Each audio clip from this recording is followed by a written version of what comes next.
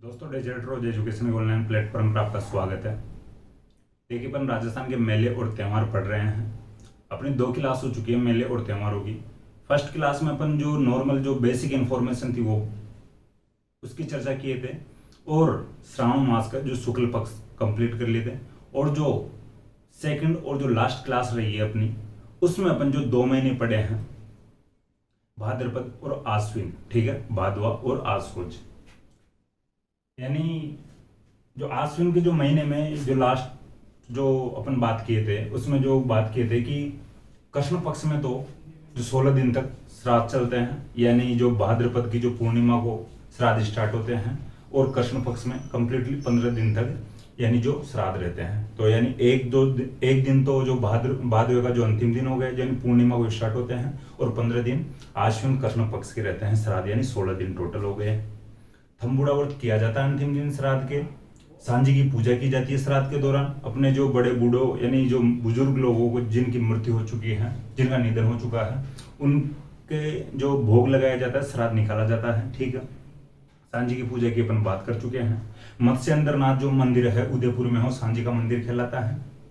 बात किए थे जो फिर शुक्ल पक्ष की, तो शुक्ल पक्ष में एकम को जो शारदीय नवरात्र स्टार्ट होते हैं। अष्टमी को दुर्गाष्टमी मनाई जाती है, जिसे औफाष्टमी भी कहा जाता है। इसके बाद में दशमी की बात कहते हैं, विजयदशमी या जो दशहरे के रूप में मनाई जाती है।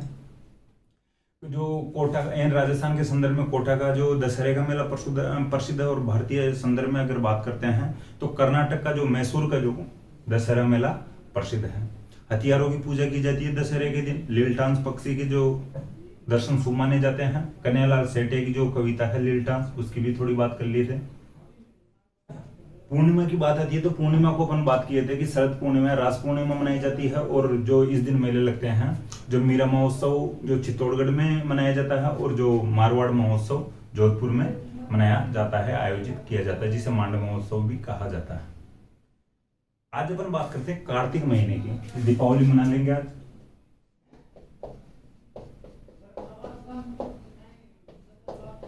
यानी अपन जो श्रावण से स्टार्ट कर रहे हैं तो उस संदर्भ की बात आती है, तो 4था महीना पढ़ रहे हैं अपन, ठीक है। फर्स्ट अपन श्रावण पढ़े थे, श्रावण, भाद्रपद, आश्विन, और आज जो पढ़ रहे हैं जो कार्तिक 4था महीना है, ठीक है। यानी जो कार्तिक की बात करते हैं तो वैसे ही जो कृष्ण पक्ष और शुक्ल पक्ष की बात करेंगे। कृष्ण पक्ष इधर और इधर शुक्ल पक्ष,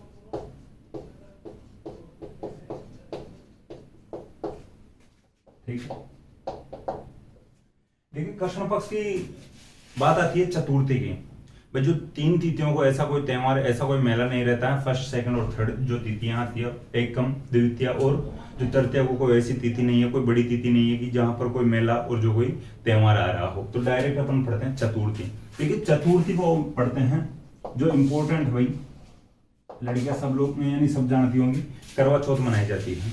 तो आप लिख लेना, जो कार्तिक कृष्ण चतुर्थी को या कार्तिक महीने के कृष्ण पक्ष की चतुर्थी को करवा चौथ मनाई जाती है। करवा चौथ को पति और पत्नी के प्रेम, पति पत्नी के प्रेम के त्यौहार के या फेस्टिवल के रूप में या व्रत के रूप में किया जाता है, लड़कियों के द्वारा किया जाता है। हालांकि कुछ हद तक लड़के भी और पुरुष भी करते हैं, यानी ठीक है, यानी करवा चौथ का व्रत या चौथ के व्रत, ठीक है। ये आप लिख लेना, करवा चौथ लिख लेना डायरेक्ट, इतना ही फैक्ट है। और ज्यादा सब लोग जानते हैं इसके बारे में, करवा चौथ के बारे में।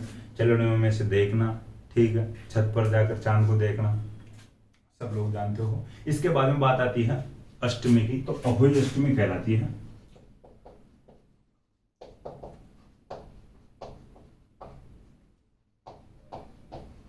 ठीक है, जो कार्तिक कृष्ण पक्ष की जो अष्टमी कहलाती है, अहोई अष्टमी, ठीक है। अहोई अष्टमी इस दिन महिलाएं अपनी संतान के लिए व्रत करती हैं, ठीक है। महिलाएं संतान की लंबी उम्र के लिए व्रत करती है, आप लिख सकते हो। जो कार्तिक कृष्ण पक्ष की अष्टमी को यानी अहोई अष्टमी के रूप में मनाया जाता है, और इस दिन महिलाएं अपनी संतान की लंबी उम्र के रूप यानी लंबी उम्र की कामना के लिए, लंबी उम्र के लिए व्रत करती हैं, ठीक है। ये बात आपको समझ में आ गई। इसके बाद में बात आती है रमा एकादशी, तो ये तिथि भी लिख लेना, रमा एकादशी। देखिए, ये थोड़ा सा बस आपको ये फैक्ट लिखना है कि रमा एकादशी कार्तिक कृष्ण पक्ष में आती है, जो 11 आती है रमा यानी एकादशी के रूप में मनाई जाती है। ये जो रमा एकादशी भगवान विष्णु को समर्पित है, बस ये फैक्ट लिखना है, या रमा एकादशी लिखकर भी इतनी से ही कर सकते हो, इतना ही भाई ठीक है भाई। रमा एकादशी कौन से महीने में आती है, तो भगवान विष्णु को समर्पित एक तिथि है रमा एकादशी। इसके बाद में बात आती है, अब बड़े जो त्योहार आते हैं इनकी बात करेंगे। धनतेरस की बात आती है।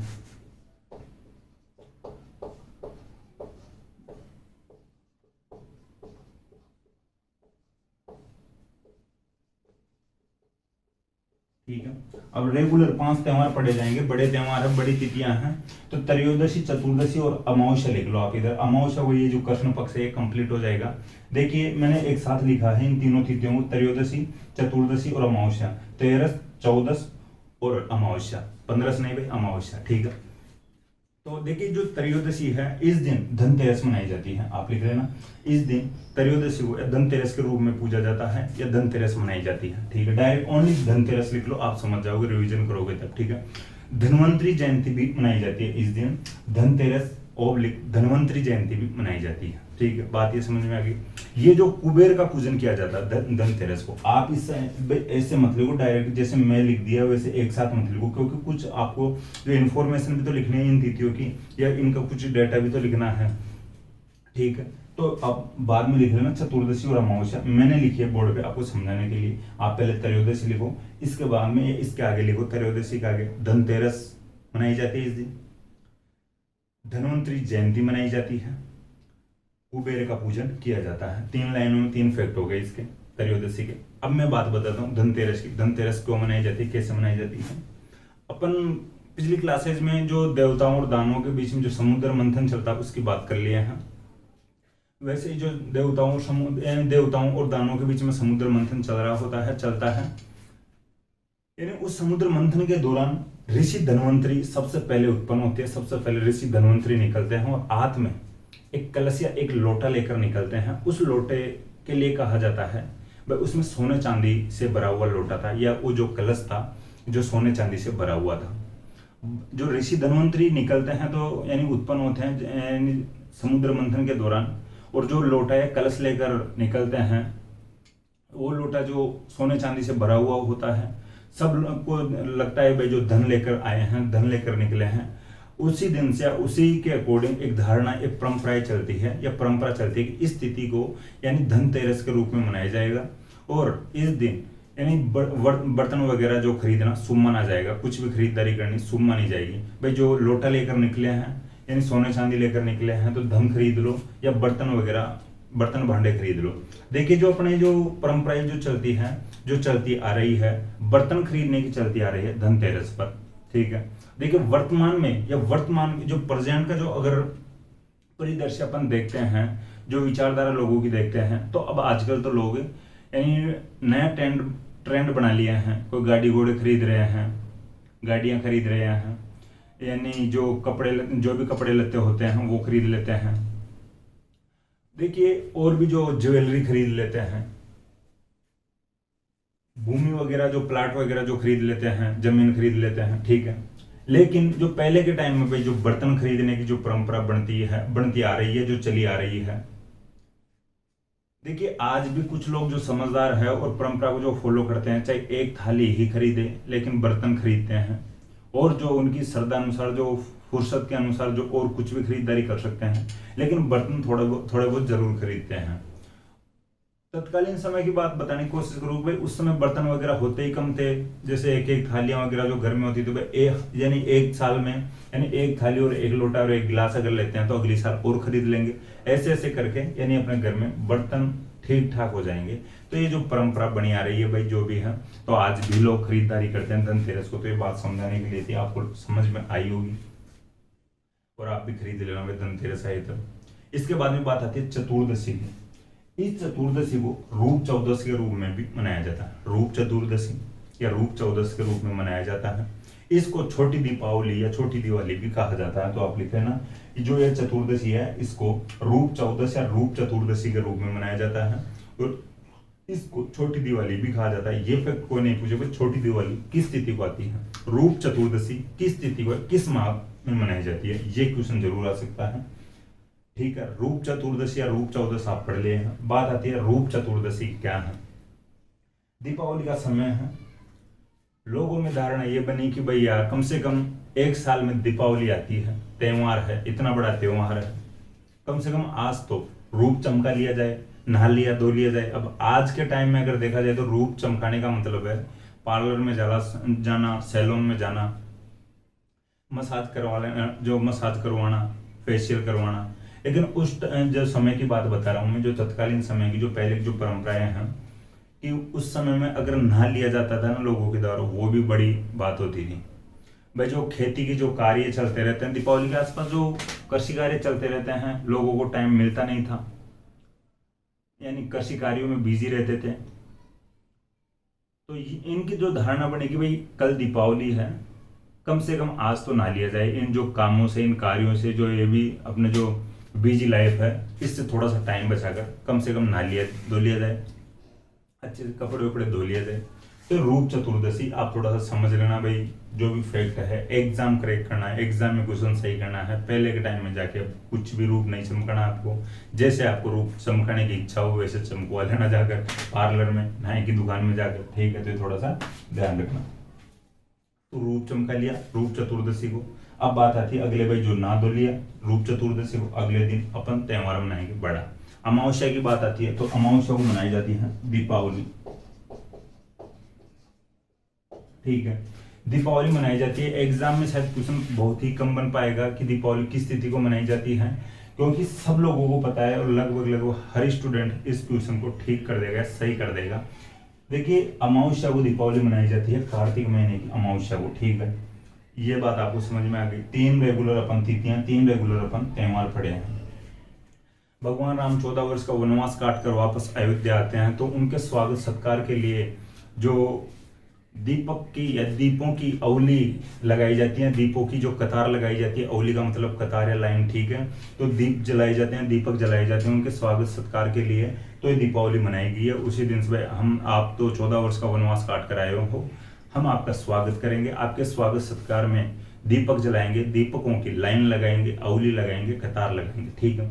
तो ये दीपावली मनाई जाती है। भाई देखिए, अंधेरी रात रहती है, अंधेरा रहता है अमावस्या को, तो दीपकों की जो अवली है, दीपक जलाकर उजाला करेंगे, आपका स्वागत करेंगे। तो ये समझने की कोशिश करना, तो अमावस्या को दीपावली मनाई जाती है। अब बात आती है दीपावली का, मैं बता दिया कि क्वेश्चन बहुत ही कम बन पाएगा।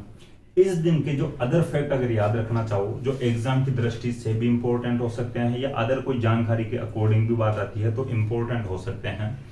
जो ये जो दीपावली वाला दिन है, जो अमावस्या का जो अदर फैक्ट है, मैं बताने की कोशिश करूं, जो 24वें तीर्थंकर हुए थे जैनों के, जैन समुदाय के 24वें तीर्थंकर हुए थे, यानी महावीर स्वामी, ठीक है। महावीर स्वामी का निर्वाण दिवस मनाया जाता है इस तिथि को, दीपावली को, ठीक है। ये ध्यान रखना, दीपावली को महावीर स्वामी का निर्वाण दिवस मनाया जाता है, निर्वाण दिवस आता है। बात यह है किस प्रकार से आप लिखोगे, नीचे नोट डाल के लिख लेना कि दीपावली को महावीर स्वामी का निर्वाण दिवस रहता है या मनाया जाता है। इस दिन उनकी मृत्यु हुई थी, उनका निधन हुआ था महावीर स्वामी का। महावीर स्वामी जैन समुदाय के 24वें तीर्थंकर हुए थे, ठीक है। इसी दिन एक कैंडिडेट, एक जो महापुरुष का और निर्वाण दिवस मनाया जाता है, उसका भी आपको लिखना चाहिए, स्वामी दयानंद सरस्वती, आर्य समाज के संस्थापक स्वामी दयानंद सरस्वती का भी निर्वाण दिवस दीपावली को ही मनाया जाता है, ठीक है। ये बात आपको समझ में आ गई। जैसे आपकी इच्छा हो लिख लेना, लेकिन इंपॉर्टेंट फैक्ट है, दीपावली से भी इंपॉर्टेंट फैक्ट है एग्जाम की दृष्टि से भी, ठीक है। मैं जो त्योहार वगैरह इनकी जो दृष्टि से नहीं बता, त्योहारों में अगर बात आती है, हिंदू धर्म के त्योहारों में होली और दीपावली बड़े त्योहारों में माने जाते हैं, तो दीपावली भी बड़ा त्योहार है। एग्जाम की दृष्टि से बात आती है तो दीपावली का जो फैक्ट है हर स्टूडेंट को याद रह सकता है, और मुझे नहीं लगता कि डायरेक्ट जो ये फैक्ट पूछ सकते हैं कि दीपावली किस तिथि को मनाई जाती है।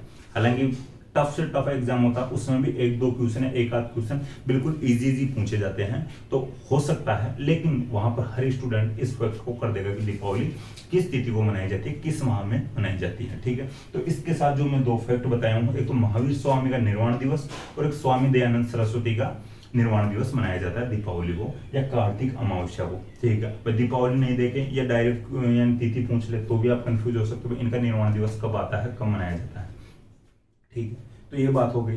देखिए जो महावीर स्वामी आर्य समाज के संस्थापक थे, ये भी आप शायद ब्रैकेट में लिख लेना भाई, थोड़ा सा अदर फैक्ट याद रखने के लिए।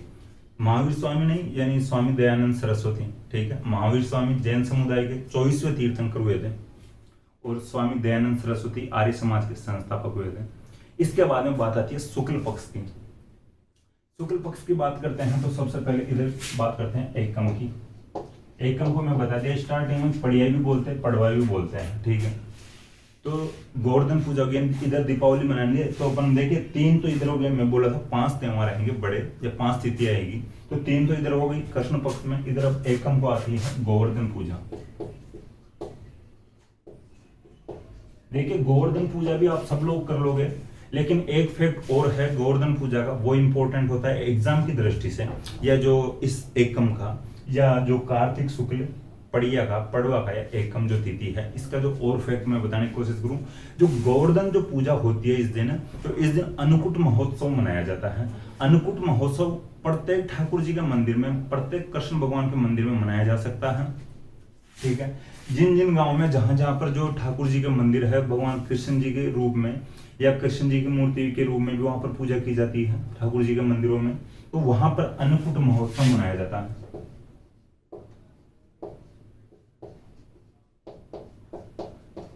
ठीक है साहब। अन्नकूट महोत्सव की बात आती है तो एक जगह एक स्थान का अन्नकूट महोत्सव वेरी वेरी इंपॉर्टेंट है, एग्जाम की दृष्टि से बड़े रूप में मनाया जाता है। तो जो अन्नकूट महोत्सव जो यानी प्रसिद्ध है वो है नाथ द्वारा का, तो आप लिख लेना नाथ द्वारा का अन्नकूट महोत्सव प्रसिद्ध है। जो गोवर्धन के दिन या गोवर्धन पूजा करते हैं अपन जिस दिन, दीपावली के अगले दिन, तो इस दिन अन्नकूट महोत्सव मनाया जाता है और नाथ द्वारा का अन्नकूट महोत्सव प्रसिद्ध है, ठीक है। श्रीनाथ जी के मंदिर में अन्नकूट महोत्सव मनाया जाता है, वो बड़ा या इंपॉर्टेंट है। अन्नकूट महोत्सव वो होता है जो बाजरा उबाला जाता है, उसमें और भी अनाज डाले जाते हैं, 5-7 जो अनाज डाले जाते हैं, चौले वगैरह जो भी है, तो उनका जो मिश्रण करके उबाला जाता है और सब्जी वगैरह जो भी दी जाती है और उसके साथ खाया जाता है, उसको बोलते हैं अन्नकूट। हालांकि जो यहाँ पर है चावल भी उबाले जाते हैं। और देखिए जो यहाँ पर ऐसी परंपरा है कि भील जनजाति सबसे ज्यादा भाग लेगी, ये भी लिखना इंपॉर्टेंट है, क्वेश्चन बनेगा। नाथ द्वारा के अन्नकूट महोत्सव में कौन सी जनजाति मुख्यतः भाग लेती है, तो भील जनजाति भाग लेती है, तो लिख लेना भील जनजाति इस महोत्सव में भाग लेती है, अन्नकूट महोत्सव में भाग लेती है। ऐसा कहा जाता है कि यहाँ पर जो अन्नकूट महोत्सव के दौरान चावल उछाले जाते हैं, या जो भी परंपरा है उसके अकॉर्डिंग जो लोग अन्नकूट लेकर जाते हैं और जो भी वहां के उस अन्नकूट के दाने अपने अनाज का जो भंडारण होता है, भील जनजाति के घरों में अनाज का भंडारण होता है, उस भंडारण में उस अन्नकूट के दाने डाले जाते हैं, जैसे कि उससे कि यानी अपने जो अनाज भंडारण में, अनाज उत्पादन में, वो बोलते हैं ना कि सहबरगत हो या अच्छा उत्पादन हो, वे जल्दी खराब नहीं हो, अगले साल अच्छी यानी जो कृषि के दौरान अच्छा उत्पादन हो, ये ऐसी उनकी जो कामनाएं की जाती है, ऐसी उनकी मान्यताएं होती हैं। तो अपने अनाज भंडारण में ले जाकर अन्नकूट के दाने डालने की परंपरा भी है भील जनजाति में। तो आपको ये बात पूरी समझ में आ गई होगी, ठीक है। इसके बारे में बात करते हैं द्वितीय। द्वितीया देखिए, एक तो यम द्वितीया, एक यम द्वितीया के रूप में मनाया जाता है और एक भैया दूज के रूप में मनाया जाता है इस द्वितीया को। यम द्वितीया, भाई जो यम की द्वितीया, यम आप जानते हो किसको कहते हैं यम, और भैया दूज, तो भैया के यम से थोड़ी कम हो सकते हैं बहनों के लिए, ठीक है, एक मजाक की बात है। तो इस द्वितीया को यम द्वितीया के रूप में भी मनाया जाता है और भैया दूज के रूप में मनाया जाता है, जो बहनें भाई को खाना वाना खिलाती है, रोटी वगैरह खिलाती है, ठीक है, जो मिठाई उठाई खिलाती है। तो जो भी दीपावली के बाद में आए द्वितीया, तब और देख लेना, आप मनाओगे, सब लोग मनाते हैं। तो द्वितीया को भैया दूज या यम द्वितीया के रूप में मनाया जाता है। इसके बाद में बात आती है अष्टमी की, ठीक है। अष्टमी को यानी गोपाष्टमी के रूप में मनाया जाता है। इस अष्टमी को गोपाष्टमी के रूप में मनाया जाता है। आप लिख लेना डायरेक्ट आगे गोपाष्टमी। इस अभियान फिर नेक्स्ट जो इसका फैक्ट है वो लिख लेना, इस दिन ग्वालों को भोजन करवाया जाता है, ठीक है। गोपाष्टमी को, भाई जो गोपाष्टमी आ रही है तो नाम में थोड़ा सा आ रहा है, गाय का सा जो भाव आ रहा है गोपाष्टमी, तो इस दिन ग्वालों को भोजन करवाया जाता है, पुण्य मिलता है, ठीक है। बात आती है नवमी की, तो नवमी को मनाए जाते हैं आंवला नवमी।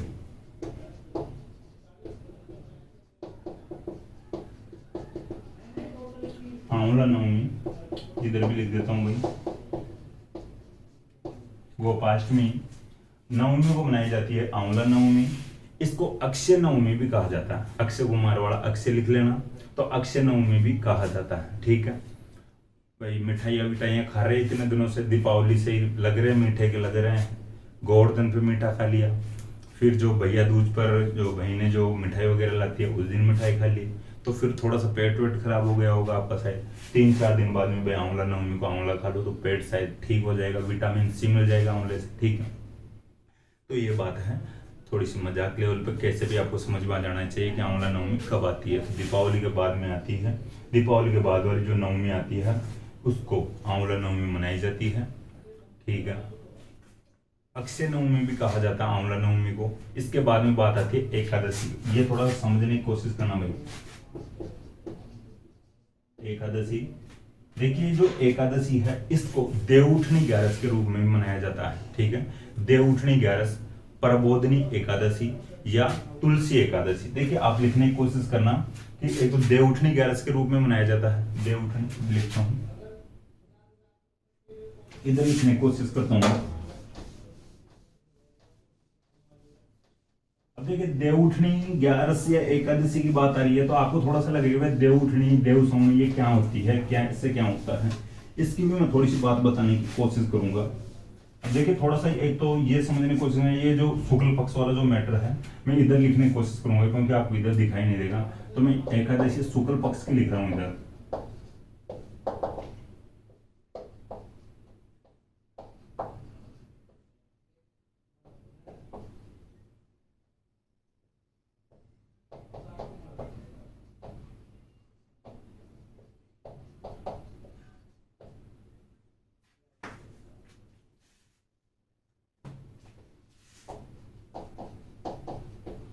ठीक है, जो कार्तिक माह के शुक्ल पक्ष की जो एकादशी या जो ग्यारस होती है इसको देवउठनी ग्यारस भी कहते हैं, प्रबोधनी एकादशी भी कहते हैं या तुलसी एकादशी भी कहते हैं।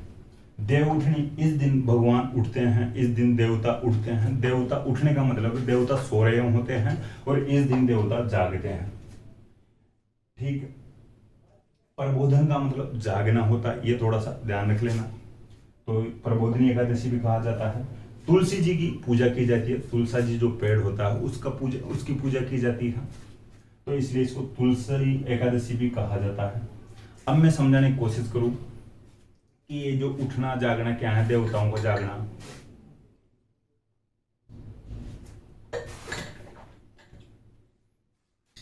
देखिए आषाढ़ का महीना अपन आगे बढ़ेंगे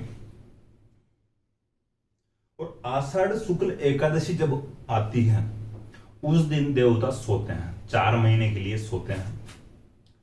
आषाढ़ शुक्ल एकादशी को देवता सोते हैं, देवता शयन काल में चले जाते हैं, सोने के लिए चले जाते हैं, 4 माह के लिए सोते हैं। और जो कार्तिक शुक्ल एकादशी आती है उस दिन देवता उठते हैं, उस दिन देवता यानी जागते हैं, प्रबोधन करते हैं, जागते हैं। आषाढ़ शुक्ल एकादशी के दिन जब देवता सो जाते हैं उसके बाद में जब उठते हैं इस तिथि को, इस यानी जो सोते जब रहते हैं उस समय कोई भी शुभ कार्य उचित नहीं है, शुभ कार्य नहीं किया जाता, शुभ काम नहीं किया जाता। जैसे वैवाहिक जो कार्य होते हैं, वैवाहिक आयोजन जो शादी विवाह नहीं होते हैं, ठीक है, ब्याह शादी नहीं होते हैं एक जब देवता या भगवान सो रहे होते हैं। देखिए अपने जो परंपरा ऐसी है कि अपन भगवान को साक्षी मानकर विवाह करते हैं। ठीक है, जब भगवान सो रहे हो तो अपन किसको साक्षी मानेंगे? भगवान तो साक्षी बन ही नहीं रहे हैं, भगवान तो देख ही नहीं रहे हैं अपनी शादी को, जो फेरे हो रहे हैं उसको। तो ये जो परंपरा बनी आ रही है, ये जो धारणा बनी आ रही है कि जो भाई भगवान सोएंगे, भगवान सो रहे हैं तब शादी विवाह नहीं कर सकते, कोई भी मांगलिक कार्य, कोई भी शुभ कार्य नहीं किए जाते हैं।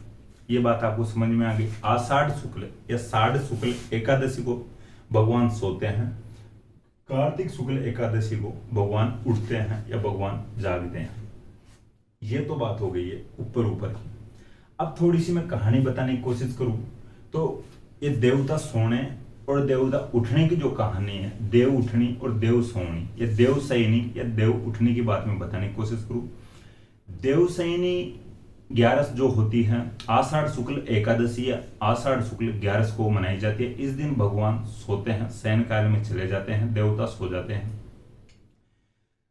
कार्तिक शुक्ल एकादशी को भगवान जागते हैं, प्रबोधन करते हैं या उठ जाते हैं। ठीक है, इसके पीछे जो कहानी यह है कि धरती पर एक राजा बलि हुआ करता था। राजा बलि सूरवीर भी था, दानवीर भी था।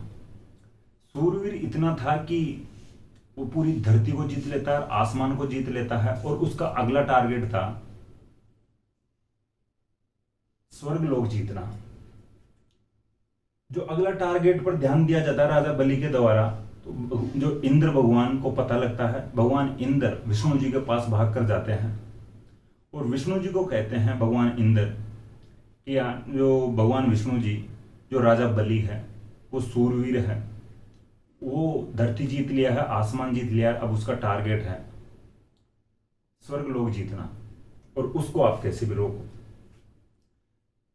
भगवान विष्णु जी कहते हैं कि कोशिश करेंगे, इसका भी कुछ सॉल्यूशन करते हैं। थोड़ा सा क्या उसका, थोड़ी सी तसल्ली का इंद्र से कहते हैं विष्णु जी। भगवान विष्णु प्लान तैयार करते हैं और एक ब्राह्मण का अवतार धारण करते हैं, छोटे से ब्राह्मण का अवतार धारण करते हैं। और मैं बता दिया आपको स्टार्टिंग में कि राजा बलि सूरवीर था, उतना ही दानवीर भी था। भगवान विष्णु ब्राह्मण का अवतार धारण करते हैं या ब्राह्मण का वेश धारण करते हैं और राजा बलि के पास दान मांगने के लिए आते हैं। राजा बलि को कहते हैं ब्राह्मण के अवतार में भगवान विष्णु जी कि हे राजा बलि, मुझे दान दे तू। राजा बलि कहता है ठीक है, मैं राजा हूं यार, धरती है अपने पास, आसमान है, जो भी इच्छा वो मांग ले, तुझे कुछ जो दान चाहिए वो मांग ले, मैं दे दूंगा।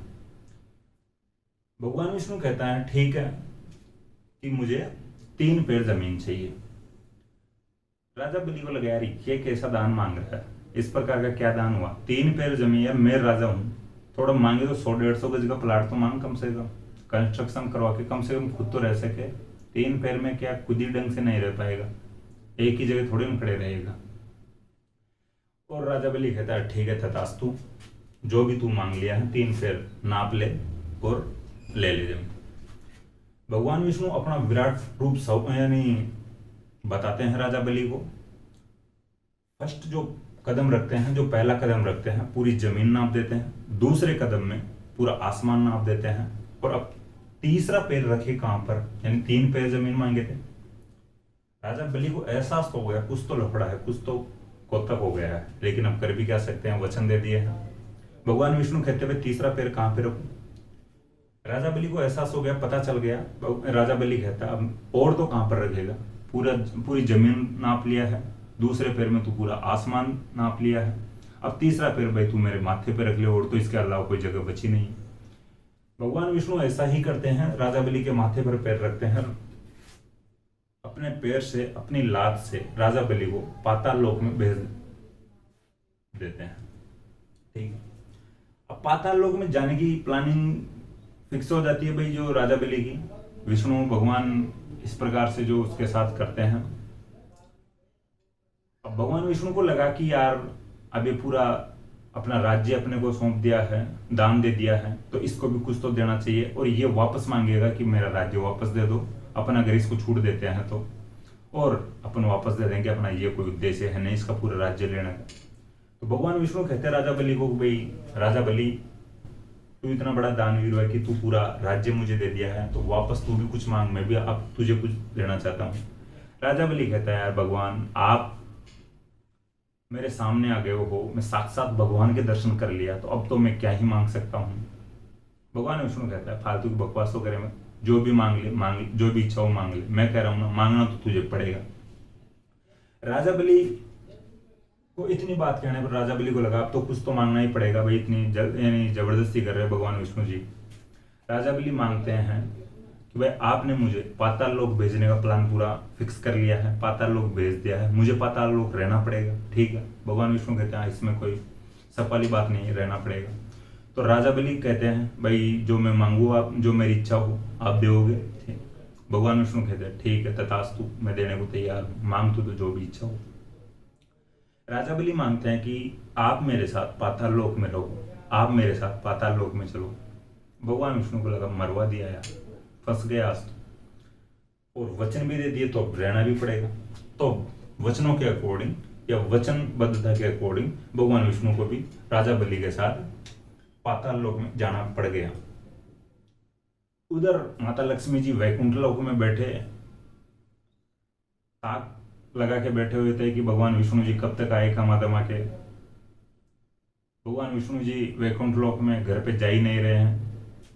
माता जी या लक्ष्मी जी गुमशुदगी की रिपोर्ट दर्ज करवाती है थाने में, पता लगवाते हैं और पता लगता है कि विष्णु जी तो बलि के साथ में पाताल लोक में रह रहे हैं, इस प्रकार से वचन दे दिए हैं और वो वहीं रहेंगे। लक्ष्मी जी पाताल लोक में जाते हैं, कहते हैं कि भाई घर पे चलो, दिक्कत आ रही है, बच्चों को खाना वाना खिलाने में दिक्कत आ रही है, खाने के दाने नहीं है, लाले पड़ गए घर चलाने के, कमाने वाला कोई है नहीं। विष्णु जी कहते हैं मैंने इस प्रकार से वचन दिया है, इससे बात कर ले बलि से। बलि से लक्ष्मी जी कहते हैं भाई इस प्रकार की बात है, कम से कम घर तो जाने दो, कोई कमाने वाला नहीं। बलि कहते हैं भाई इन्होंने वचन दिया है और जब आप इतनी रिक्वेस्ट कर रहे हो, आप कह रहे हो, यानी माता जी खुद ही आप साक्षात यहाँ पर आ गए हो और ये विष्णु जी भी भगवान है, तो एक शर्त है, उस शर्त पे भगवान विष्णु जी आपके साथ वैकुंठ लोक में जा सकते हैं। लक्ष्मी जी कहते हैं बताओ क्या शर्त है।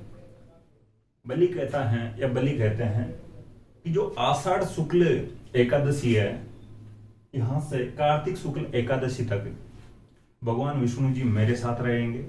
इन 4 महीनों में भगवान विष्णु जी मेरे साथ यहाँ पर पाताल लोक में रहेंगे और बाकी के जो 8 महीने बचते हैं इनमें आपके साथ वैकुंठ लोक पे या वैकुंठ लोक में रह सकते हैं। लक्ष्मी जी ने कहा ठीक है चलेगा, 4 माह तो चलेगा, 8 माह तो भेजो, कमाना दमाने वाला तो चाहिए ही। और फिर भगवान विष्णु वैकुंठ लोक में जाते हैं। तो इस प्रकार से भाई जो भगवान विष्णु जी या भगवान ही जब सो रहे हैं पाताल लोक में जाकर, ये शयन काल चल रहा है देवताओं का, भगवान का, तो इस दौरान भाई कोई भी जो मांगलिक कार्य हैं, जो शुभ कार्य हैं वो नहीं किए जा सकते हैं, नहीं किए जाते हैं। भाई सकते तो क्या है भाई, जो परंपराओं को तोड़ने वाले लोग तो काफी होते हैं, अपवादी भी हर जगह यानी कहीं ना कहीं आपको मिल जाएगा, लेकिन परंपरा ऐसी बनी आ रही है कि इन 4 माह के दौरान, इन 4 महीनों के दौरान आषाढ़ शुक्ल एकादशी से कार्तिक शुक्ल एकादशी तक कोई भी मांगलिक कार्य नहीं किए जाते हैं। ठीक, ये जो कहानी थी, ये जो बात थी, किंवदंती जो पौराणिक कथाओं के अकॉर्डिंग मैंने आपको बताने की कोशिश की है। इसके बाद में बात आती है एकादशी। इसी एकादशी से जो पुष्कर वाला जो मेला लगता है वो मेला शुरू हो जाता है। देखिए शुरू होने की बात बता रहा हूँ, मेला जो आगे चलकर अपन लगाएंगे, पूर्णिमा को मेला लगाएंगे, पूर्णिमा को मेला भरवाएंगे, तो लिख सकते हो इस दिन या कार्तिक एकादशी को या कार्तिक शुक्ल एकादशी को जो पुष्कर मेला प्रारंभ हो जाता है या शुरू हो जाता है। ठीक है, अब बात आती है पूर्णिमा की। इस पूर्णिमा को सत्यनारायण पूर्णिमा भी कहा जाता है, इस सत्यनारायण पूर्णिमा के रूप में भी माना जाता है, तो आप लिख लेना। इस पूर्णिमा को पुष्कर मेला लगता है। मेले और भी लगते हैं, इस पूर्णिमा को बड़े मेले लगते हैं, उनकी भी मैं बात बताने की कोशिश करता हूँ। आप पहले ये लिख लो कि जो पुष्कर मेला इस तिथि को लगता है। देखिए मैंने बताया था कि स्टार्ट होता है या प्रारंभ होता है, बड़ा मेला है, भीड़ ज्यादा आती है, जनसंख्या ज्यादा आती है, तो मेले के दौरान भाई लोग आते जाते रहते हैं, तो मेला पूर्ण यानी जो एकादशी से ही शुरू हो जाता है। ठीक है, 4-5 दिन तक जो मेला चलता है। अब ये नहीं कि पूर्णिमा के अगले दिन या उससे अगले दिन 1-2 दिन बाद तक भी ये मेला चलता है, लेकिन प्रॉपर बात आती है मेले की तो पूर्णिमा को भरता है, पूर्णिमा को लगता है। ठीक है, पुष्कर मेला हो गया। एक मेला लिख लेना कोलायत। ठीक है, पुष्कर मेला, कोलायत मेला,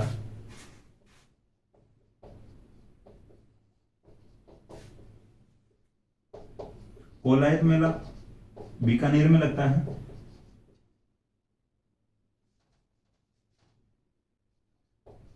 पुष्कर मेला अजमेर में लगता है, कोलायत मेला जो बीकानेर में लगता है, और 1-2 मेले और है, चंद्रभागा मेला एक तो। ठीक है, चंद्रभागा मेला और रामेश्वरम मेला। रामेश्वरम मेला सवाई माधोपुर में लगता है, चंद्रभागा मेला झालरापाटन में लगता है। पहले भी अपन कहीं ना कहीं बात कर चुके हैं।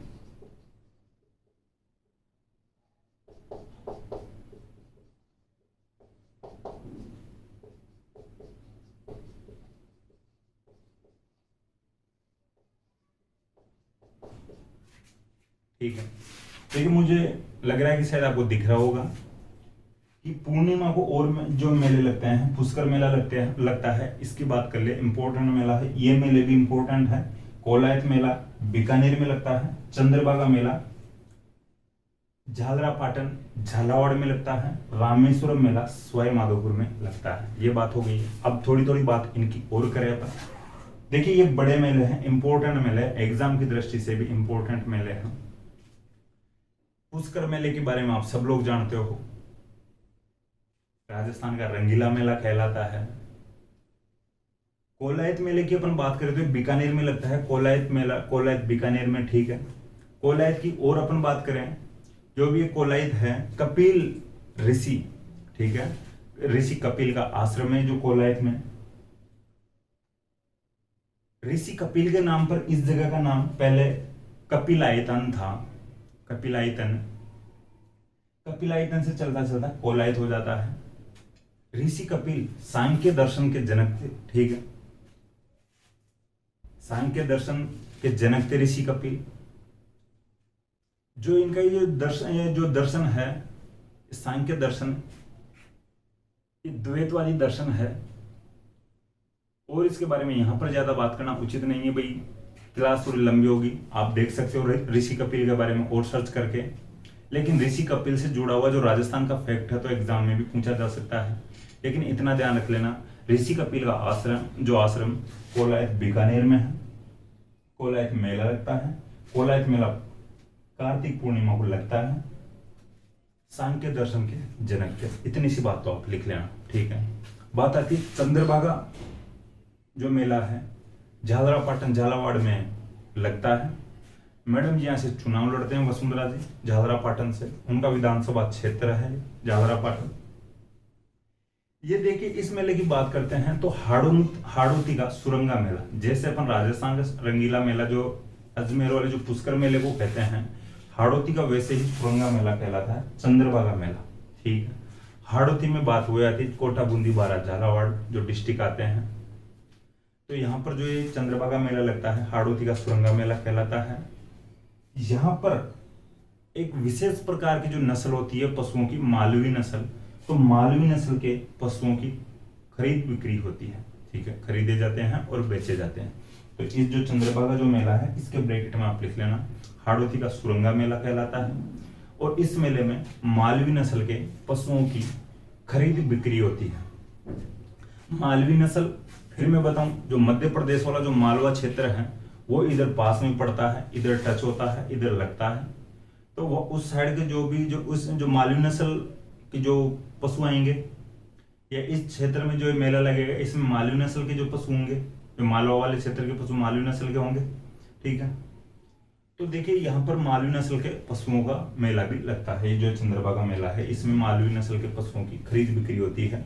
अब देखिए कुछ लोग शब्दों पे जाने की कोशिश करेंगे कि मालवा में मालवी नस्ल के पशु होंगे, ये मैं नहीं कहना चाह रहा। मैं कहना चाह रहा हूँ मालवी नस्ल के पशु की जो खरीद बिक्री होती है, मालवा में दूसरी नस्ल के पशु भी हो सकते हैं, ठीक है। अब बात आगे करते हैं यहाँ पर रामेश्वरम मेला की। रामेश्वरम मेला सवाई माधोपुर में लगता है। राजस्थान ज्योग्राफी का एक फैक्ट बताने की कोशिश करूंगा साथ में। यहाँ पे चंबल, बनास और सीप नदियों का संगम होता है यहाँ पर। रामेश्वरम मेला जो लगता है यहाँ पर चंबल, बनास और सीप नदियों का संगम बढ़ता है। इस संगम पर जो मेला लगता है, ठीक है। त्रिवेणी संगम, जो तीन नदियां जहां पर मिलती है उसको अपन त्रिवेणी संगम के रूप में मानते हैं, त्रिवेणी संगम के रूप में जानते हैं। ये बात हो गई। चंबल, बनास और सीप नदियों के संगम पर कौन सा मेला लगता है, तो रामेश्वरम मेला लगता है सवाई माधोपुर में, ठीक है। ये बात हो गई है। इसके बाद में अपन बात कर लेते हैं और जो ये पुष्कर से रिलेटेड जो क्वेश्चन है या और जो भी कोई फैक्ट है उनकी बात कर लेते हैं। देखिए जो पुष्कर है तो इसको तीर्थराज भी कहा जाता है, ये आपको पता होगा। मैं मौखिक बताऊंगा, आप लिखने की कोशिश करना।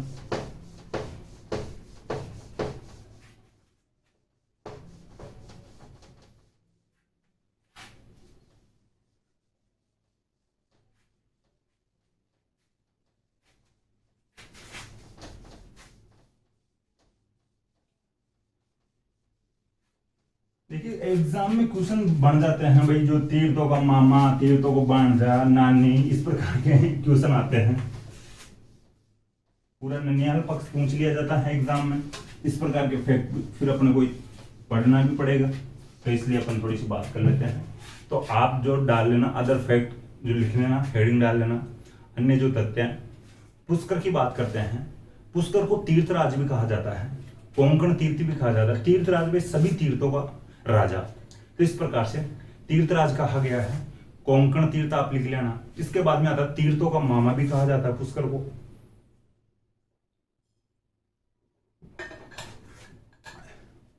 पुष्कर में 52 घाट है, ठीक है। पुष्कर में 52 घाट है, अलग अलग घाट है इस पुष्कर झील के पास में, अलग अलग।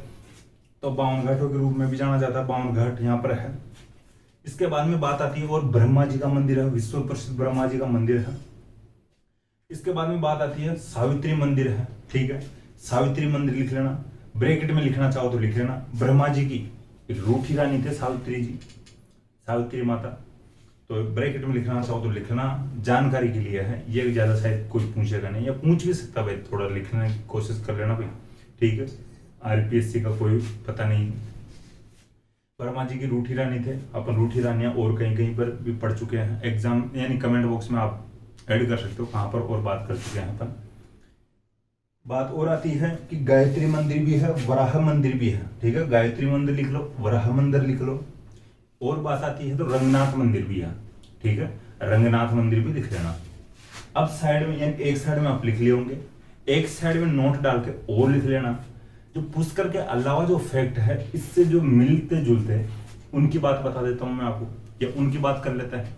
तीर्थों का भांजा, इधर अपन तीर्थों का मामा की बात तो कर लिए पुष्कर की, लेकिन तीर्थों का भांजा किसे कहा जाता है, तो इधर आप वापस लिख लेना। तीर्थों का भांजा मचकुंड धौलपुर को कहा जाता है, ठीक है। मचकुंड और पंचकुंड में आप कंफ्यूज मत हो जाना। अपन पंचकुंड की बात की है पिछली क्लासेज में, तो कमेंट बॉक्स में ऐड करो देगा अपन कहां पर बात की थी पंचकुंड की।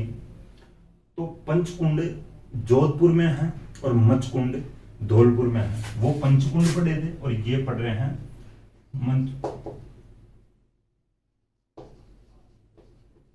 ये पढ़ रहे हैं मचकुंड, ठीक है। तो मचकुंड है, धौलपुर में है, तीर्थों का भांजा कहलाता है मचकुंड। इसके बाद में बात करते हैं मचकुंड की। तो मचकुंड धौलपुर में शेर शिकार गुरुद्वारा भी है, ठीक है। और लिख लेना नीचे, मचकुंड जो धौलपुर में है, शेर शिकार गुरुद्वारा भी है। ऐसा कहा जाता है गुरु गोविंद सिंह एक बार यहां पर आए थे, गुरु गोविंद सिंह, और उन्होंने शेर का शिकार किया था एक ही झटके में। तो बाद में यहाँ पर जो गुरुद्वारा बनाया जाता है उसका नाम रखा जाता है शेर शिकार गुरुद्वारा। तो मचकुंड धौलपुर में जो शेर शिकार गुरुद्वारा भी है, क्वेश्चन बन सकता शेर शिकार गुरुद्वारा कहां पर है। इसके बाद में बात आती है तीर्थों की नानी, ठीक है। तीर्थों की नानी देवयानी सांबर को कहा जाता है। तीर्थों की नानी देवयानी को कहा जाता, यानी जो कहा जाता है देवयानी सांबर में, देवयानी का मंदिर सांबर में, जो सांबर जयपुर में पड़ता है, तो वहां पर है तीर्थों की नानी देवयानी सांबर में, ठीक। देखिए देवयानी की बात में बताने की कोशिश करूं। एक राजा हुए थे ययाति, ठीक है। राजा हुए थे ययाति। इस ययाति के दो रानियां थी, ठीक है। एक शर्मिष्ठा और एक देवयानी। तो शर्मिष्ठा और देवयानी ययाति की दो रानियां थे। इस देवयानी का जो मंदिर है सांबर में है, तो तीर्थों की नानी के रूप में कहा जाता है, जाना जाता है। ये बात आ गई। अब बात आती है मचकुंड, जो इस जगह का नाम पड़ा हुआ है, ये क्यों पड़ा हुआ है। एक राजा हुए थे, मचकुंड नाम के राजा हुए थे। इस नाम से एक राजा हुए थे। महाभारत काल में या महाभारत युद्धों में पांडवों की तरफ से लड़ते हैं राजा मचकुंड। महाभारत युद्धों के दौरान पांडवों की तरफ से राजा मचकुंड लड़ते हैं। जब युद्धों में लड़ते हैं, थक जाते हैं, वो आराम करने के लिए या रेस्ट करने के लिए ये जो मचकुंड नामक स्थान धौलपुर में है, इस स्थान पर आकर रेस्ट करते हैं, आराम करते हैं। तो राजा मचकुंड आकर यहाँ पर आराम करते हैं, रेस्ट करते हैं, उनके नाम पर इस जगह का नाम मचकुंड पड़ जाता है, ठीक है। महाभारत युद्ध में पांडवों की तरफ से लड़ते हैं जो ये राजा मचकुंड, और फिर लड़कर इधर आकर आराम करते हैं धौलपुर साइड। ठीक, ये बात समझ में आ गई। ये अपना कंप्लीट हो चुका है पहले कार्तिक, और कार्तिक के बाद में जो भी है जो इंपॉर्टेंट जो अदर फैक्ट थे उनकी बात कर लिए हैं। इसके बाद में बात आती है आगे जो महीने हैं उनकी बात करते हैं। मुख्य रूप से पढ़ेंगे अपन माघ का महीना, जो 7वां महीना पढ़ रहे हैं। देखिए, इससे पहले मार्क्सिस और पोस्ट की बात बता दूं मैं।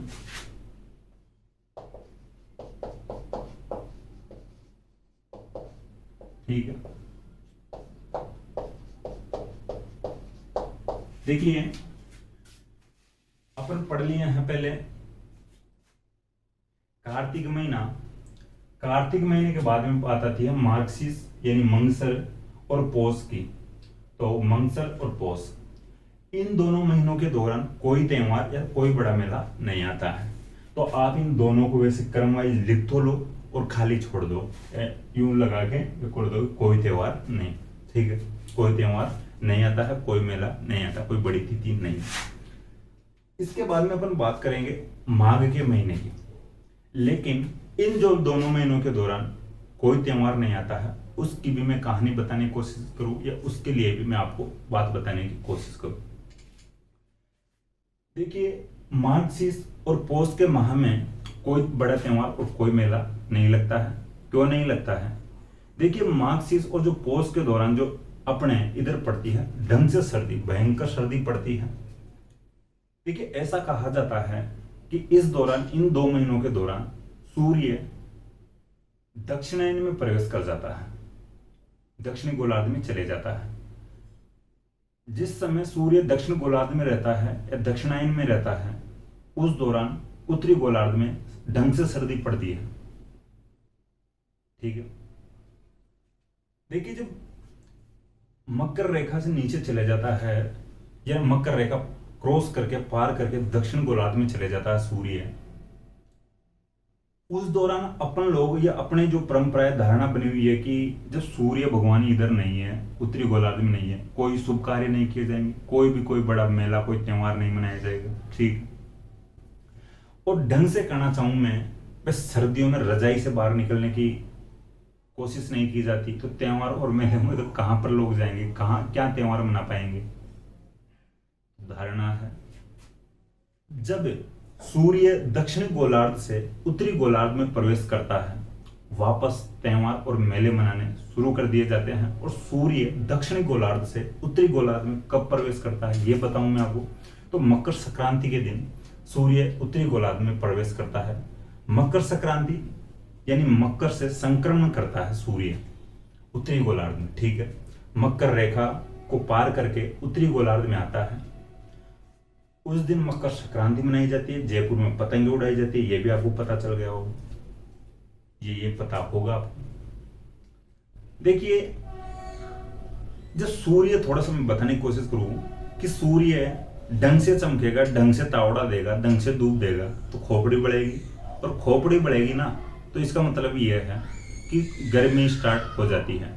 और यानी मकर संक्रांति के दिन अपन पतंग उड़ाते हैं 12-1 बजे, गर्मी का एहसास तो हो ही जाता है।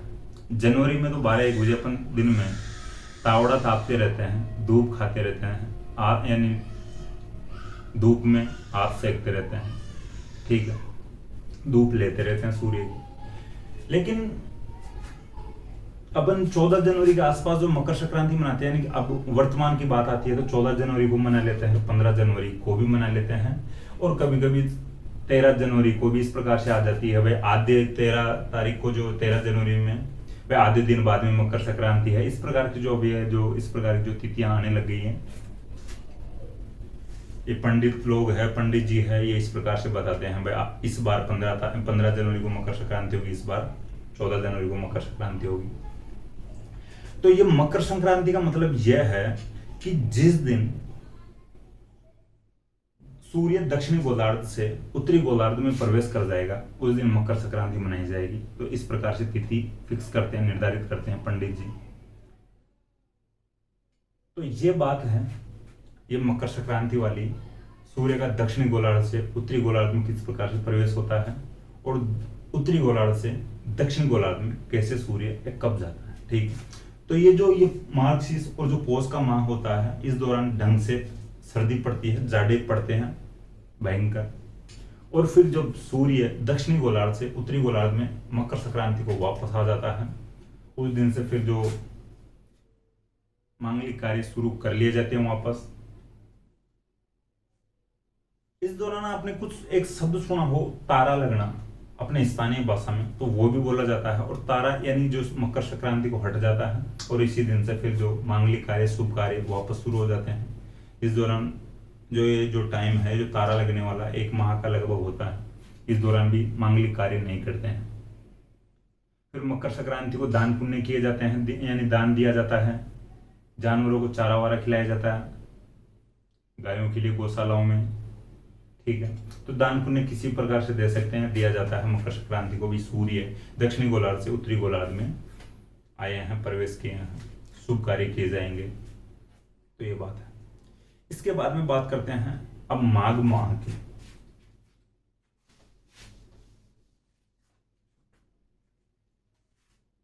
सातवां महीना है, क्रम वाइज बात करते हैं तो माघ का माह है, ठीक है। बात आती है कृष्ण पक्ष और वही शुक्ल पक्ष।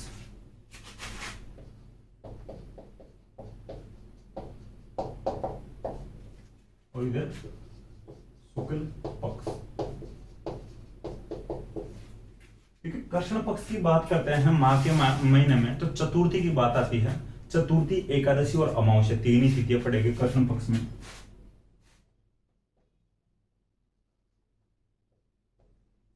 चतुर्थी की बात आती है तो तिल चतुर्थी, संकटहरण चतुर्थी के रूप में मनाया जाता है। चतुर्थी को तिल चतुर्थी के रूप में मनाया जाता है, संकटहरण चतुर्थी के रूप में मनाया जाता है।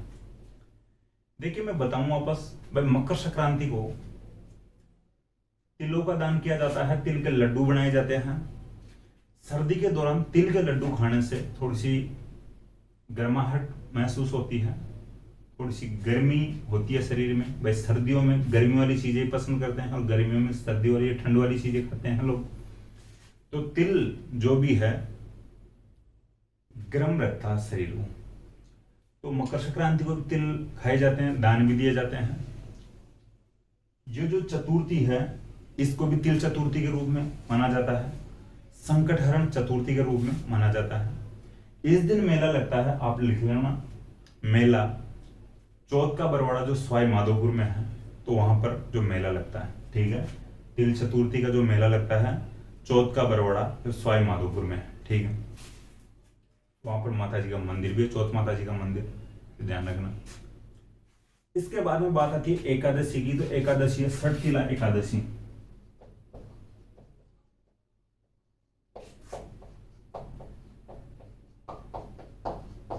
षटतिला एकादशी, ठीक है ना, षटतिला वापस एकादशी यहाँ पर लगा लें। तो माघ कृष्ण पक्ष एकादशी षटतिला एकादशी के रूप में मनाई जाती है। जिन लोगों के यहाँ पर जो तिल पाती नहीं आया है, जो यहाँ पर लोग तिल नहीं खा पाया है, जिनकी इच्छा यहाँ पर रह गई है कि यार तिल खाता लेकिन मेरे लिए तो बचे ही नहीं, तो फिर एकादशी को तिल बनाकर खा सकते हैं। तो षटतिला एकादशी को ऐसा कहा जाता है कि 6 प्रकार के तिलहनों का दान किया जाता है, ठीक है। षटतिला एकादशी को 6 प्रकार के तिलहनों का दान किया जाता है, लिख लेना, फैक्ट पूछ लिया जाता है। 6 प्रकार के तिलहनों का दान किस तिथि को किया जाता है? माघ कृष्ण पक्ष की एकादशी को, ठीक है, षटतिला एकादशी। इसके बाद में अपन बात करते हैं अमावस्या की। ये जो अमावस्या आती है, माघ कृष्ण अमावस्या या माघ अमावस्या, तो इस अमावस्या को मौनी अमावस्या के रूप में मनाया जाता है। मौन, जो मौन धारण किया जाता है, मौनी अमावस्या। कि एक दिन चुपचाप रह के व्रत किया जाएगा, कोई बोलेगा नहीं, मौन धारण रखा जाएगा, मौन किया जाएगा,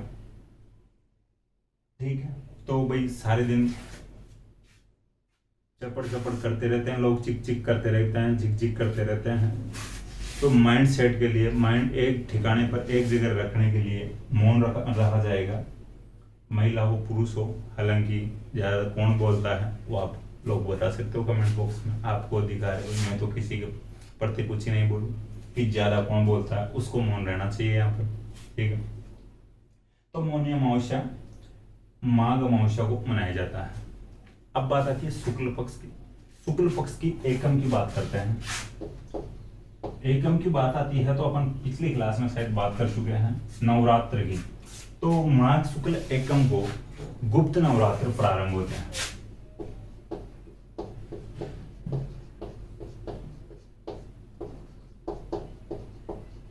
ठीक है, गुप्त नवरात्र प्रारंभ होते हैं।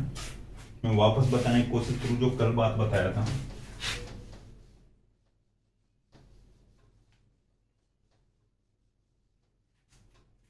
नवरात्र एक वर्ष में 4 आते हैं।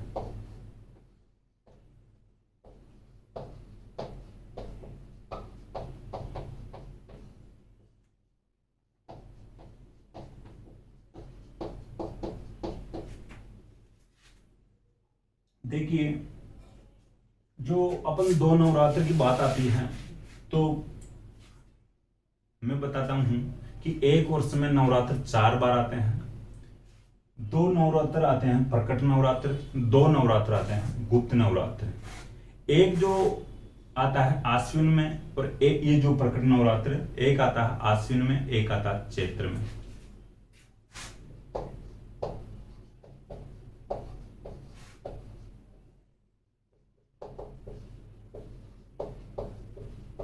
ठीक है, बात आती है गुप्त नवरात्र की। तो गुप्त नवरात्र एक बार आता है माघ में और एक बार आता है आषाढ़ में।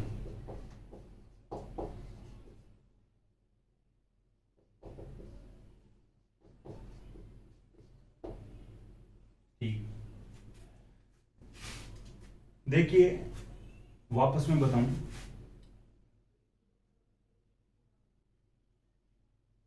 नवरात्र 4 आते हैं एक वर्ष में। ठीक है, ढंग से समझना। ये जो फैक्ट है कंफ्यूज करने वाले रहते हैं, आप अभी याद कर लोगे, थोड़ी देर बाद में वापस भूल भी सकते हो। ठीक है, देखिए नवरात्र एक वर्ष में 4 आते हैं। 2 नवरात्र प्रकट नवरात्र होते हैं, 2 नवरात्र गुप्त नवरात्र होते हैं। प्रकट नवरात्र जो फर्स्ट एक आता है आश्विन शुक्ल एकम को शुरू होता है। तो दूसरा प्रकट नवरात्र जो शुरू होता है चैत्र शुक्ल एकम को। चारों नवरात्र शुक्ल पक्ष की एकम तिथि को स्टार्ट होते हैं।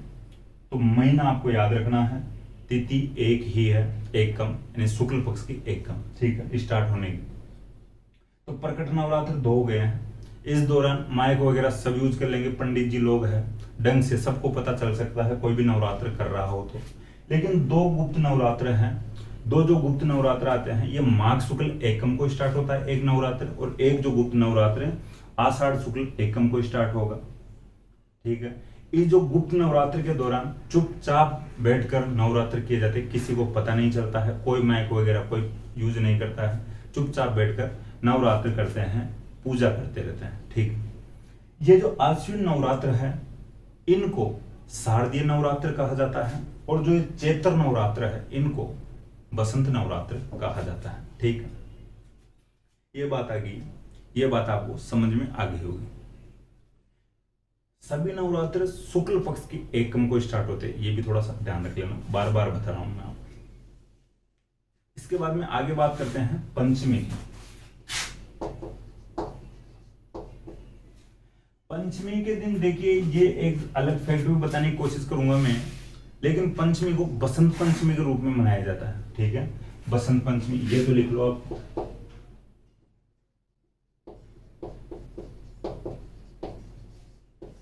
बसंत पंचमी के रूप में मनाया जाता है इस जो माघ शुक्ल पंचमी को।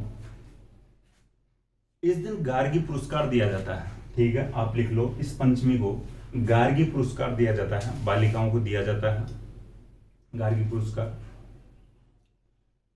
पहले तो 75% बनती थी या परसेंटेज बनती थी छात्राओं की 10th और 12th में, तो उनको दिया जाता था। लेकिन कोविड के बाद में इस परसेंटेज को बढ़ा दिया गया है। ठीक है, आप कमेंट बॉक्स में ऐड करो देगा भाई जो परसेंटेज है ये बढ़ाकर कितनी की गई है। देखिए, जो जो गार्गी पुरस्कार दिया जाता है, तो आपके माइंड में कभी यह आया हो कि ये गार्गी क्या है, ये गार्गी का नाम क्यों रखा गया है, इसी के नाम पर जो ये पुरस्कारों का नाम क्यों रखा गया है? तो बालिका क्षेत्र में या मेधावी बालिकाओं को एक पुरस्कार दिया जाता है। देखिए, वैदिक काल में एक विदुषी महिला हुए थे, गार्गी। राजा जनक के दरबार में शास्त्रार्थ डिबेट करते हैं। देखिए, राजा जनक के दरबार में जो शास्त्रार्थ डिबेट जो करते हैं, जो गार्गी जो विदुषी महिला है, तो इसका मतलब यह है कि राजाओं के दरबार में महिलाओं को भी स्थान दिया गया है। तो इसका मतलब शक्तिशाली है, पावर महिलाओं के पास भी है। वर्तमान में जैसे पितृ सत्तात्मक जो परिवार चलते हैं, तो उस समय में भी महिलाओं को स्थान दिया जाता था। तो इनका जो शास्त्रार्थ जो डिबेट है पुस्तकों में मिलता है, ग्रंथों में मिलता है। इसी के अकॉर्डिंग जो छात्राएं हैं, जो लड़कियां जो मेधावी हैं, अच्छी परसेंटेज बना रही है, उनको पुरस्कृत किया जाता है पंचमी के दिन, जो बसंत पंचमी मनाई जाती है इस दिन, और इसी दिन एक गार्गी पुरस्कार दिया जाता है। ठीक है, तो ये समझने की कोशिश करना, ये जो विदुषी महिला थे, इनके नाम पर ये पुरस्कार दिया जाता है। इसके बाद में बात आती है पूर्णिमा की।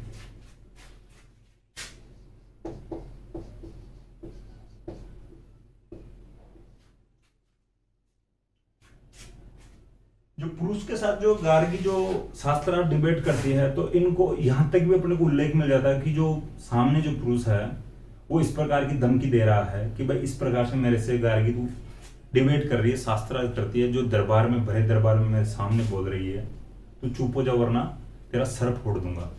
तो इस प्रकार का उल्लेख भी अपने को मिल जाता है। तो इसका मतलब विदुषी तो है भाई, ठीक है, महिला जो पावरफुल है, शक्तिशाली है, इसीलिए डिबेट कर रही है, वरना भाई नॉर्मल जो कोई भी आदमी ही ढीला पड़ जाता है, डाउन हो जाता है किसी के सामने, दबंग व्यक्ति के सामने। पूर्णिमा की बात आती है, तो पूर्णिमा को मेला लगता है बेणेश्वर मेला। ठीक है,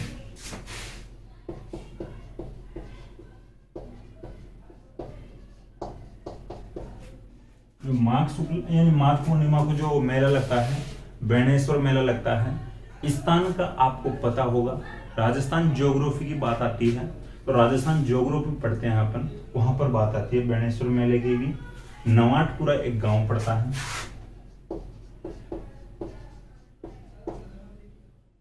नवाटपुरा जो गांव पड़ता है, ये गांव पड़ता है डूंगरपुर में। यहाँ पर एक त्रिवेणी संगम होता है, फिर त्रिवेणी संगम की बात आ रही है। वहां पर बात हुई थी चंबल, बनास और सीप का जो त्रिवेणी संगम। यहाँ पर बात आती है संगम की माही, सोम और जाखम। माही, सोम और जाखम नदियों का जो त्रिवेणी संगम होता है, इस त्रिवेणी संगम के किनारे या इस त्रिवेणी संगम पर बेणेश्वर मेला लगता है, जो नवाटपुरा गांव डूंगरपुर में लगता है। ठीक है, इसके बाद में थोड़ी और बात बताने की कोशिश करूं। यहाँ पर खंडित शिवलिंग की पूजा की जाती है। ठीक है, लिख लेना नोट डाल के। बेणेश्वर धाम में खंडित शिवलिंग की पूजा की जाती है। खंडित शिवलिंग की पूजा की जो कहानी मैं बताने की कोशिश करूं कि एक किसान के पास एक गाय थी, वो गाय को चरने के लिए छोड़ देता है जंगल में। गाय चर के आ तो जाती है, लेकिन किसान जब दूध दुहने की कोशिश करता है, जब दूध निकालने का टाइम आता है किसान द्वारा गाय का, उस टाइम जो गाय दूध नहीं देती है, थनों में दूध नहीं रहता है, थनों से दूध नहीं निकलता। किसान को लगता है यार किसी ने गाय का दूध निकाल लिया है। किसान दूसरे दिन भी गाय को छोड़ देता है, बट ठीक, तो गाय वापस दूसरे दिन भी दूध नहीं देती है। किसान जो अगले दिन क्या करता है, किसान गाय के पीछे पीछे चले जाता है। किसान गाय को एक घटना के रूप में देखता है, एक घटना देखता है, जो किसान है गाय का धनी है, कि गाय एक जगह पर खड़ी है, खड़ी खड़ी जो गाय के थनों से अपने आप ही दूध निकल रहा है। किसान को लगा यार ये क्या बात है, ये क्या भला है। पास में जाकर देखता है तो गाय तो वहां से भागने की कोशिश करती है अपने धनी अपने मालिक को देखकर, लेकिन किसान को दिखता है कि एक शिवलिंग है वहां पर, और उस शिवलिंग पर गाय खड़ी खड़ी दुग्धाभिषेक से कर रही है। अब जब धनी को या मालिक को देखकर गाय वहां से भागने की कोशिश करती है, तो गाय के जो पंजा होता है, जो खुर बोलते हैं गाय के जो पंजा, जो नाखून होता है, उस खुर से वो शिवलिंग टूट जाता है, वो खंडित हो जाता है। तभी से इस शिवलिंग की पूजा की जाती है, खंडित शिवलिंग की पूजा की जाती है। तो ये धारणा है, ये परंपरा है, ये जो इसकी पौराणिक कथा है, ठीक है। फिर खंडित शिवलिंग की पूजा क्यों की जाती है, खंडित शिवलिंग कैसे स्थापित होता है। देखिए, बेणेश्वर धाम की स्थापना संत माऊजी करते हैं, तो ये भी लिख लेना, बेणेश्वर धाम की जो स्थापना संत माऊजी करते हैं। बेणेश्वर धाम जो वागड़ का पुष्कर कहलाता है, ठीक है, बेणेश्वर धाम वागड़ का पुष्कर कहलाता है, ये भी लिख लेना आप कि वागड़ का पुष्कर कौन सा धाम कहलाता है, कौन सा मेला कहलाता है, तो ये ध्यान रख लेना। इसके बाद में एक फैक्ट और लिख लेना, इसे आदिवासियों का कुंभ भी कहा जाता है, ठीक है। बेणेश्वर में जो मेला लगता है, बेणेश्वर धाम में जो मेला लगता है, माही सोम जाखम नदियों के संगम पर पूर्णिमा को, इसको आदिवासियों का कुंभ भी कहा जाता है। देखिए, मारवाड़ का कुंभ अब आपको कमेंट बॉक्स में ऐड करना चाहिए, पिछली क्लास में अपन पढ़े थे। तो मारवाड़ का कुंभ किस मेले को कहा जाता है, आदिवासियों का कुंभ, तो अब इसकी बात कर लिया है। इसको आदिवासियों का कुंभ इसलिए कहा जाता है क्योंकि यहाँ पर मुख्यतः आदिवासी लोग भाग लेते हैं इस मेले में, जनजातियां भाग लेती, ठीक है। ये बात हो चुकी है कंप्लीट माह के महीने की या माघ माह की या माघ महीने की। बात आती है फाल्गुन की। फाल्गुन पढ़ लेते हैं, फिर नेक्स्ट क्लास में पढ़ेंगे अपन।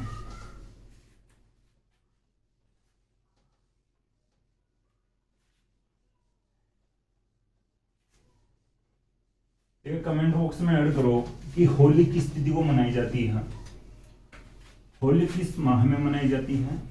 जो होली के अगले दिन अपन जो एक रंग वाला त्योहार खेलते हैं, जो धुरंडी बोलते हैं, वो किस माह में मनाई जाती है, किस तिथि को मनाई जाती है, ठीक है। करो कमेंट बॉक्स में हेडिंग डाल लो फाल्गुन माह।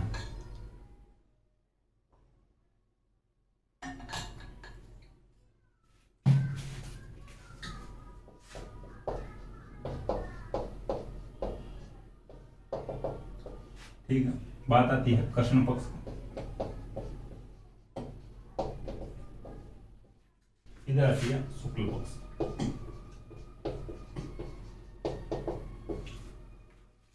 फाल्गुन माह में कृष्ण पक्ष की बात आती है तो एक ही तिथि पढ़ेंगे अपन, त्रयोदशी, तेरस, ठीक है।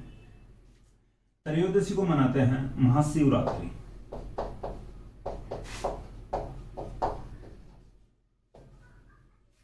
ठीक है। फाल्गुन माह के कृष्ण पक्ष की त्रयोदशी की बात करते हैं, ओनली एक ही तिथि की बात करेंगे इस पक्ष में। त्रयोदशी को मनाई जाती है महाशिवरात्रि। भगवान शिव और पार्वती का इस दिन विवाह होता है, ठीक है। भगवान शिव और माता पार्वती के विवाह के रूप में महाशिवरात्रि मनाई जाती है। इस दिन एक मेला लगता है, घुसमेश्वर महादेव मेला।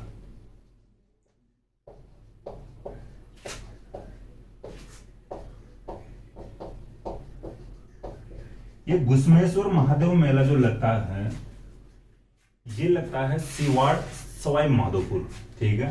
सिवाड़ नामक स्थान है,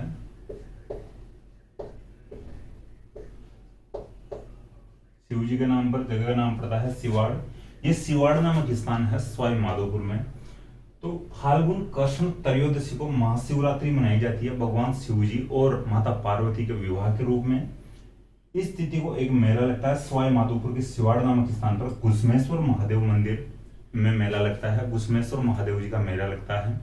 ऐसा कहा जाता है कि ये जो शिवलिंग है धरती से अपने आप ही उत्पन्न होता है, अपने आप ही निकलता है, और ये पूरा नहीं निकलता है, आधा घुसा हुआ रह जाता है धरती में और आधा ही निकल पाता है। इस वजह से इसको घुसमेश्वर महादेव मंदिर भी या घुसमेश्वर महादेव जी के रूप में भी जाना जाता है, ठीक। ये बात आपको समझ में आ गई होगी।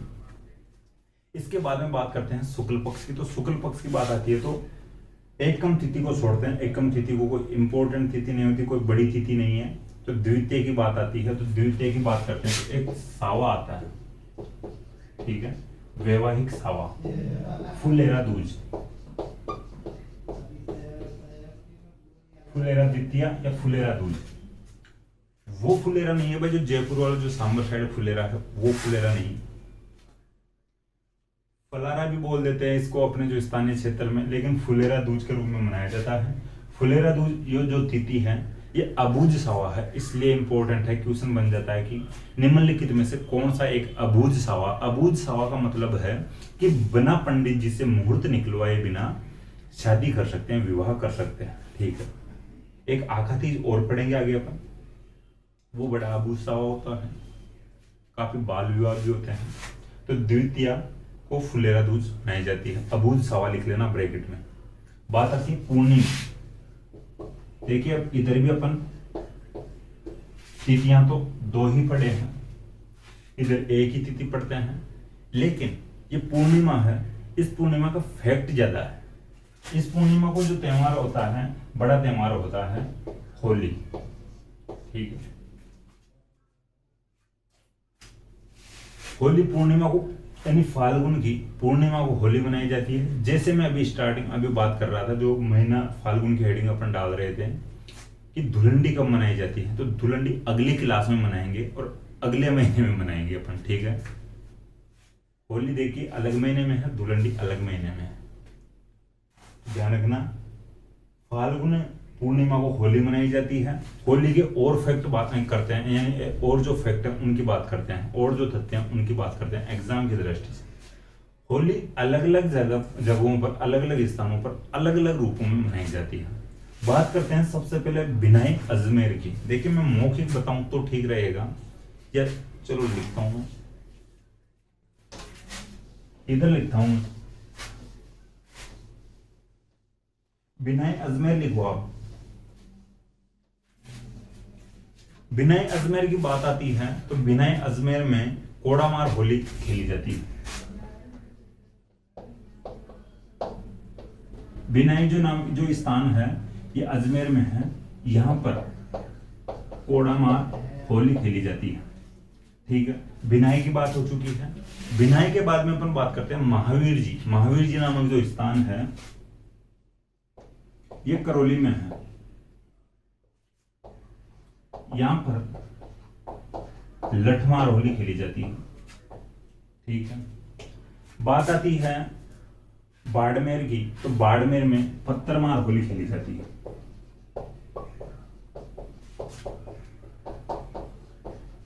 भाई ये तो लठ से खेल लिए, ये कोड़ा मार मार के खेल लिए, इनको कुछ हाथ लगा नहीं, इनके पत्थर या बाठे हाथ लग गए तो बाठे फेंक फेंक कर होली खेल लेते हैं। तो ये हो गई बाड़मेर की।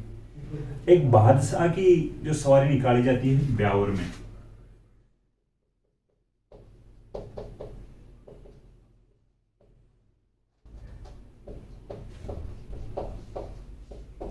ब्यावर कहां पर है, अजमेर में। जो 1857 की क्रांति अपन पढ़े थे तो छावनियां पढ़े थे अपन। ठीक है, तो ब्यावर को आपको मैं बता दिया था। तो बिनाई अजमेर में कोड़ामार होली खेली जाती है। महावीर जी करौली में है, यहां पर लठमार होली खेली जाती है। पत्थरमार होली बाड़मेर में खेली जाती है। बादशाह की सवारी ब्यावर अजमेर में निकाली जाती है। बादशाह की सवारी का जो मैं फैक्ट बताऊं आपको, देखिए जो बादशाह था अकबर का, जो अकबर था इसका एक वित्त मंत्री था टोडरमल। तो ये बादशाह की सवारी टोडरमल की याद में या टोडरमल के रूप में निकाली जाती है। यानी अकबर का वित्त मंत्री था टोडरमल, अकबर के द्वारा टोडरमल को एक दिन के लिए बादशाह भी बनाया जाता है और उनके लिए ये जो सवारी निकाली जाती है। ठीक है, अब बात आती है इलोजी। इलोजी की बारात निकाली जाती है बाड़मेर में।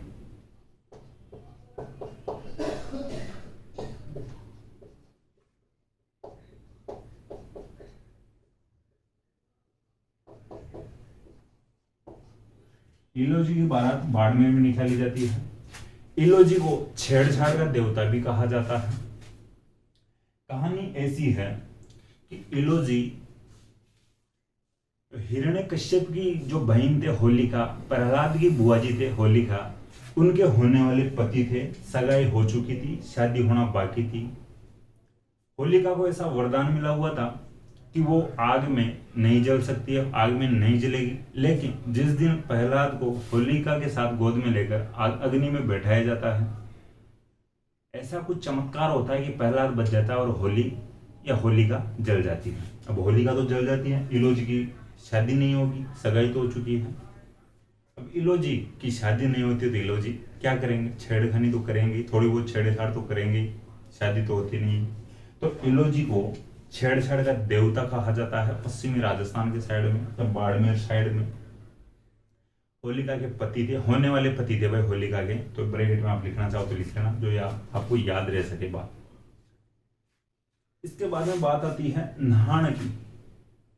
देखिए कोटा में एक जगह पड़ती है सांगोद,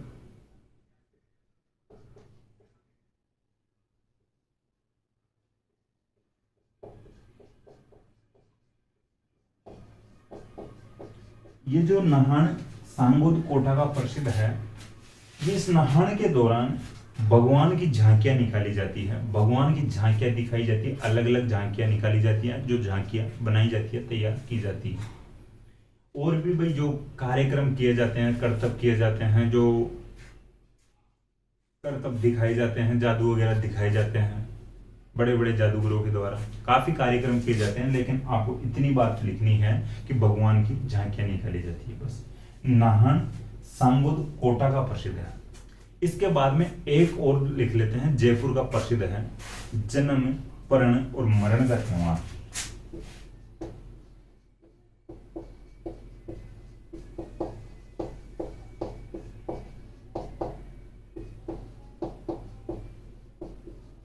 जन्म पर्ण और मरण का त्योहार एक व्यक्ति की, एक बंदे की, एक जो पूरा जीवन चक्र दिखाया जाता है इसमें, इसके दौरान। ठीक है, जयपुर में प्रसिद्ध है, जयपुर में किया जाता है, जो इसका आयोजन किया जाता है। जन्म पर्ण मरण का त्योहार। जीवन चक्र एक व्यक्ति का ऐसा होता है जो जन्म लेगा, पर्ण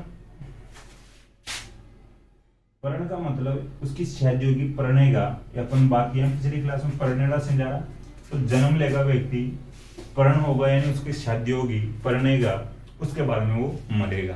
तो जन्म से लेकर मरने तक का जो जीवन चक्र है, जो साइकिल है, उसको दिखाया जाता है। ठीक, ये बात है, ये समझ में आपको आ गई होगी। यही फैक्ट थे। होली की वापस में बात करूं तो होली फाल्गुन पूर्णिमा को मनाई जाती है। अलग अलग स्थानों पर होली अलग अलग प्रकार से मनाई जाती है। अपन बात किए हैं बिनाई अजमेर की। बिनाई अजमेर में कोड़ामार होली मनाई जाती है। महावीर जी जो करौली में है, यहाँ पर लठमार होली मनाई जाती है। पत्थरमार होली बाड़मेर में मनाई जाती है। बादशाह की सवारी बाड़मेर में निकाली जाती है। बादशाह अकबर था उस समय, अकबर का वित्त मंत्री हुआ था टोडरमल, तो टोडरमल को अकबर के द्वारा एक दिन का बादशाह बनाया गया था, तो उसके लिए बाड़मेर में जो सवारी निकाली जाती है, ठीक है, सॉरी ब्यावर में, जो ब्यावर अजमेर में, ठीक है। देखिए मैं वापस बताता हूँ, जो होली फाल्गुन पूर्णिमा को मनाई जाती है। अलग अलग स्थानों पर होली अलग अलग रूपों में मनाई जाती है। बिनाई अजमेर की कोड़ामार होली प्रसिद्ध है। महावीर जी करौली की लठमार होली प्रसिद्ध है। बाड़मेर वालों को और कुछ मिलता नहीं है, भाटे हाथ लगते हैं, पत्थर हाथ लग जाते हैं, तो बाड़मेर में पत्थरमार होली मनाई जाती है। बादशाह की सवारी ब्यावर अजमेर में निकाली जाती है। अकबर जो बादशाह था, अकबर का एक वित्त मंत्री था टोडरमल को अकबर के द्वारा एक दिन का बादशाह बनाया जाता है। उसके लिए जो सवारी निकाली गई थी, तो हर साल होली पर जो बादशाह की सवारी निकाली जाती है ब्यावर अजमेर में। इसके बाद में बात की थी इलोजी की बारात निकाली जाती है बाड़मेर में। इलोजी को छेड़छाड़ का देवता कहा जाता है। इलोजी होलिका के होने वाले पति थे। हिरण्यकश्यप की बहन और प्रहलाद की बुआ जी होलिका की सगाई इलोजी से हो चुकी थी, लेकिन शादी होना बाकी था। होलिका को वरदान मिला हुआ था कि वो अग्नि में कभी नहीं जल सकती, लेकिन चमत्कार होता है जब प्रहलाद को होलिका की गोद में बैठाकर अग्नि की चिता में बैठा दिया जाता है। चमत्कार ऐसा होता है कि होलिका जल जाती है और प्रहलाद बच जाता है। इलोजी की शादी या विवाह है होलिका से नहीं हो पाता है, तो इलोजी की बारात बाड़मेर में निकाली जाती है। इलोजी पश्चिमी राजस्थान के लोक देवताओं में माने जाते हैं, पूजे जाते हैं, छेड़छाड़ के देवता के रूप में भी माने जाते हैं। इसके बाद में बात की थी नाहन, जो सांगोद कोटा का प्रसिद्ध है। इस दौरान भगवान की झांकियां निकाली जाती हैं और एक जो त्योहार के रूप में, एक फेस्टिवल के रूप में बात किया है, जन्म, परण और मरण का त्योहार जो जयपुर में मनाया जाता है। इसमें व्यक्ति की पूरे जीवन चक्र को दिखाया जाता है, दर्शाया जाता है, जन्म से लेकर मरने तक। जन्म, इसके बाद में परण से मतलब है परनेगा, यानी कि उसका विवाह होगा, उसके बाद में वो मरेगा। तो जन्म, परण और मरण का जो त्योहार जयपुर में मनाया जाता है। तो ये बात है, होली के जो फैक्ट है वो आपको समझ में आ गए होंगे। अब नेक्स्ट क्लास में अपन चैत्र माह पढ़ेंगे और धुलंडी खेलेंगे, ठीक है। नेक्स्ट क्लास में अपन मिलते हैं। Thank you.